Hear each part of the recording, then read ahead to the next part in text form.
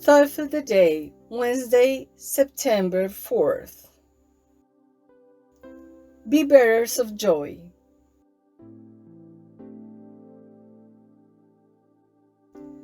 Always be joyful, from the first letter to Thessalonians. For St. Paul, joy is one of the most beautiful expressions of Christian life. We could say that it is its hallmark par excellence and the most effective means to bear witness to it. But you could ask, can we order a person to be in joy? On the other hand, we know that life is full of problems and worries that do not allow us to be always happy. A person may be exhorted to accept everything that happens in good faith. But joy is something else.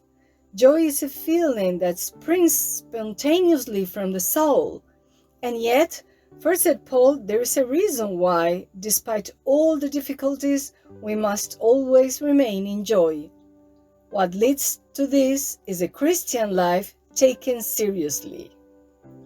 Through it, Jesus lives fully within us, and with him, we can't not be in joy. He is the source of true joy because he gives meaning to our lives.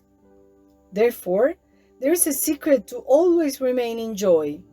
It consists of looking at Jesus so that he always shines in us.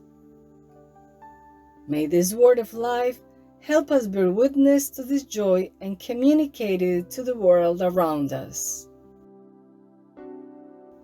Chiara Lubich, Fragments of the Commentary on the Word of Life, December 1987.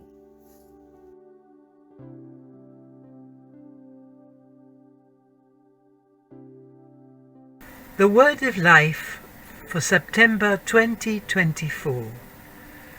Do not merely listen to the Word and so deceive yourselves. Do what it says. We are members of the Focolare movement from several Latin American countries and from Italy. Did you like this video? Then give us a like and subscribe to channel Playing Campaign.